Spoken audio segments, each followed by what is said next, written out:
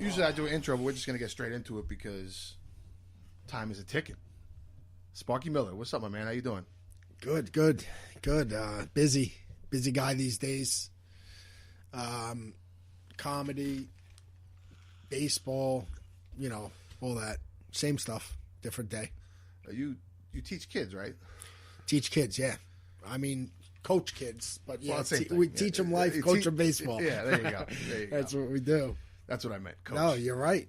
But I teach because really I give private lessons, so it's one-on-one instruction. I teach them, I see your Facebook Live videos all the time when you pitch it to the kid and teach them how to swing and shit. I'm like, that's cool. Yeah. Well, because I want people to learn the hitting style that I was taught to by Sal Agustinelli, head scout for the Phillies. He taught me how to hit and then taught me how to coach hitting.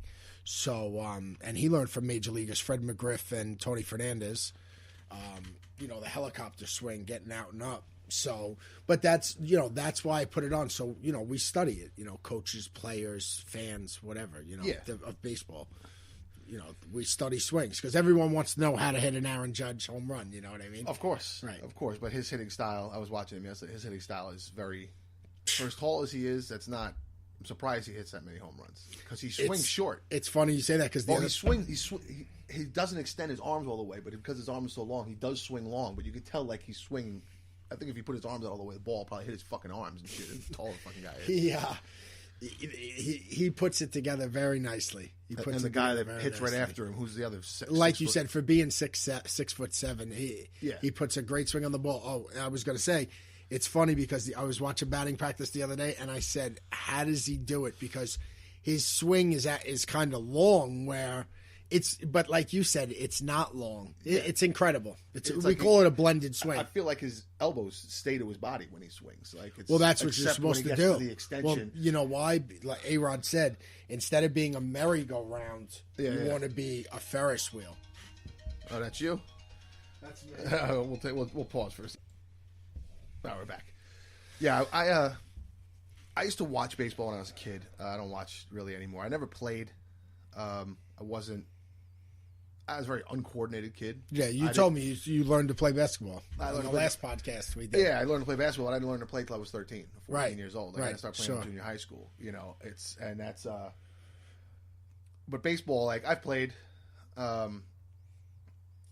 I like pickup games with my friends. And sure, of course, absolutely. But I used to watch because my stepfather was big into all sports, so I know the fundamentals. I know how the game is played. I know how to play it.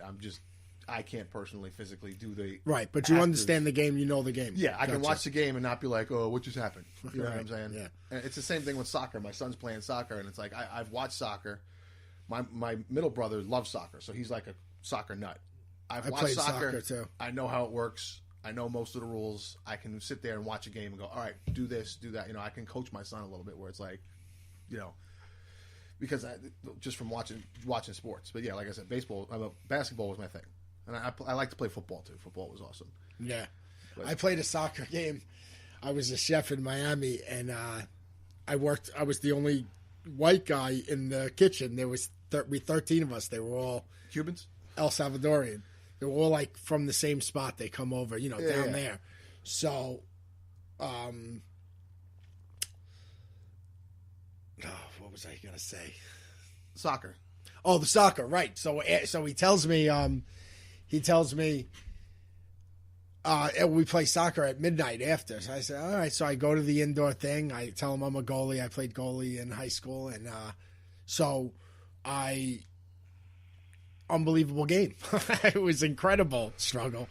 All Latin guys playing soccer, watching the game as I hadn't played in 20 years or whatever it's been, 15 years. And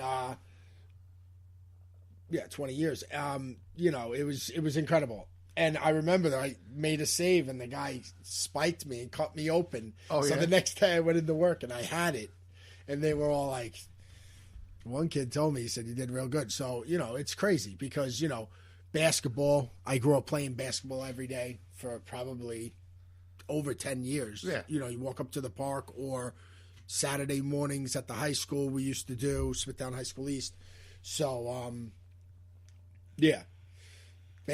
Listen, I played 4 sports in high school.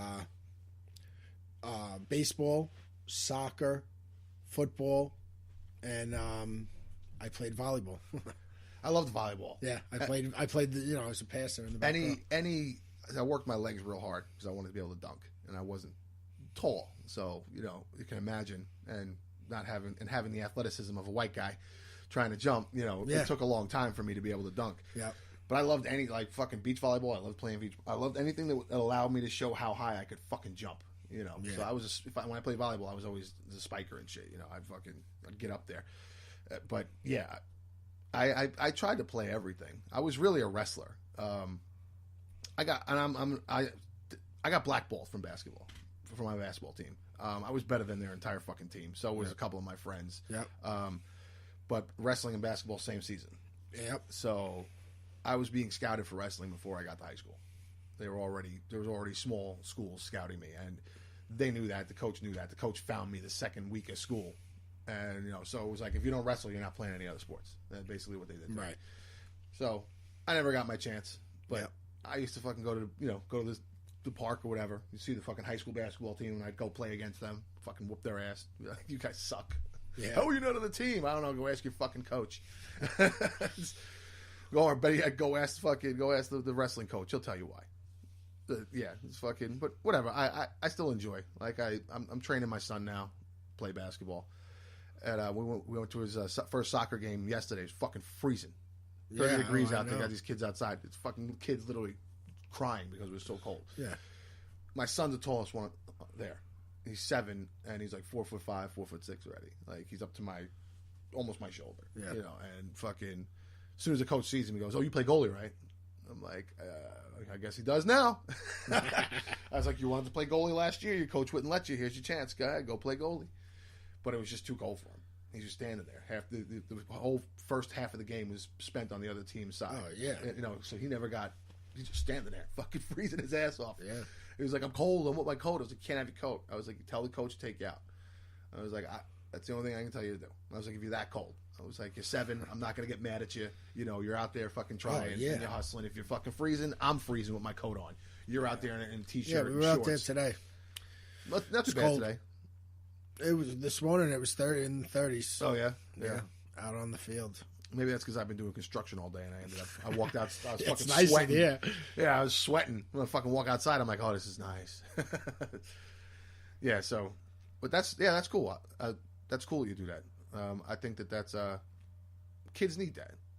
Well, it's funny you say that because I just told a friend that I said when I was in Miami, I really got going. I did this a long time ago when I was 20 for Sal Augustinelli, who I mentioned earlier. Shout out to Sal. And so I went to Miami, and like I said, I was a chef down there. And finally, I ran into a friend from high school that lived in Hollywood, Florida with me, or near me. I ran into him at a grocery store, Jay Gru's print shop. No, Print Shack. Shout out to Print Shack, Hollywood, Florida, Jay Gru's. He sees me and he says, I print cards. So I printed up cards. And, it just took off from there. And a guy said to me once, he said, you think you're in the baseball business. You're in the people business. Yeah. And it's exactly what you said. I just told a friend, I said, I do this. Like you just said, it's great that you do that for kids. I do it so kids can have fun, exercise, stay out of trouble. Yep, you keep them off the streets. And teach them a little bit about life and a lot about the sport, and discipline. Believe it or not. That's, a lot of people don't understand 100%. that people think you only get discipline from like martial arts, like combat fighting, boxing, but any sport that you play takes discipline. Oh, absolutely.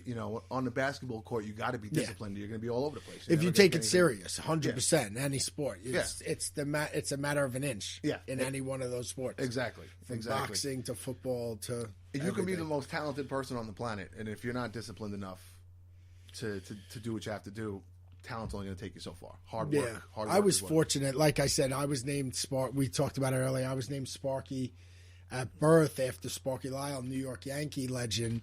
So it's like, sports is a way of life. I grew up idolizing guys like Michael Jordan, Muhammad Ali, Yeah, of course. Ricky Henderson, Thurman Munson, Sparky Lyle, the names go on and on of these guys that, are athletes. So kids look up to them, like you said. So I help those kids go as far as they want to go in the sport that they choose. We're looking to open up a big place, and we're going to have all different sports. That's my dream, is to have a real academy where... Sports academy. Yeah, where you have teams with the same name that, football, lacrosse, soccer, baseball, to be exact. If it got to basketball and then boxing, I'd be surprised. But that would be nice. Yeah. We coach people, like you said, in life and through sports. Sports the vehicle. Like you said, to teach discipline, dedication, teamwork, hard work, sure. Practice. Personal responsibility. All that. It teaches you a lot. Credibility, sure. I don't mind if the young, like my son, every sport they do, they give him a trophy at the end. I don't mind that right now. At this particular age, I know a a lot of people talk about participation trophies. If you're good at your sport, I'm just saying, it doesn't matter if you get the first place trophy or the 12th place trophy. Really. Exactly. Yeah. You're trying to be better every single year until you stop. Right? Exactly. But it's when they start to get to the age of understanding where it's like, no, you have to understand. Like when you're in teenage years and now you know what competition is, like what real competition is, and you understand what it's about. Yeah. You shouldn't be getting participation trophies anymore. Yeah. You want to get them a 12th place trophy? Well, they don't in real tournaments and stuff like that. Yeah. First, second place. That's it. It's these leagues that do it all the time. Yeah. These outside leagues, and I'm like, it's just one trophy. That's why I hate that commercial and all that. They make such a big deal about it. It's like, to be honest with you, when I played Little League in 1980 something, I got a trophy no matter what. Yeah. So I don't. But I don't even know why they say that. It would say like 12th place, 9th place. No, not even. No? It would just be a participation trophy. Then first and second got the writing on it. Oh, okay. Everybody else, every kid that paid gets a little trophy. I remember it. 2 bats and a ball in the middle. St. James Little League. Nice. But that's why I'm bothered, because I did it. It's probably all people that, whether it's politicians or people, I don't know. It's funny because I always thought that. I'm like, well, I got one, and I was, 77, 83, so we're talking like 1988, something like that probably, that I was 5 years old and started in Little League, Yeah. No, at that age, the kids should get it, because it's going to make them want to go back and do it again, and it's something to be excited about. Yeah, and that's how you figure out what your kid's good at. You put him in everything. Like I try to put my son in everything. That's the best way to do it. We had him in boxing for a little while, but the guy who was training him was he was too young. Just didn't have the capability of listening to Well, it takes a lot. It's funny because it's different kind of smarts. Like I would never say a baseball player is the smartest guy in the world, but you have to be a technician of your art. You know what I mean? Of your subject. So you have to be brilliant. You have to be sharp as far as what you're doing. If you're hitting, playing defense, pitching, catching, so coaching. But it's in the game. So it's not anything that's necessarily smart. You're just smart within the game. It's funny, like in basketball, some of the best coaches were terrible basketball players. Mm-hmm. Like they played in the NBA, but they were never like noteworthy players. But they turn out to be like these great coaches. Phil Jackson. Yeah. He was good. I studied him, sure. He was good. He was good, but he wasn't the class I took to get certified, actually, him and Steve Kerr are the two guys that... Is Popovich on there? It's like a video for days and days, and they talk to you. Yeah. Steve Kerr and Phil Jackson. And I think Phil Jackson's big thing was flush it. Flush it, like something bad happens, just everything like that. Flush it, let it go. And it was brilliant, because I thought about it for days, and I was like, it's great. That's a good way to think. It is even in life. Yeah, don't let shit. Yeah, that's what I was just thinking when I said it. Don't let shit take up real estate in your brain. I think that's people's biggest problem, and like I see people all the time that are fighting depression or upset and this and that, and I'm like, listen, I've been there. Yep. And they're like, well, what'd you do to help yourself. And I was like, I just didn't want to be that way anymore. Yeah, it's hard, but yes. And they were like, well, it doesn't work like that. I'm like,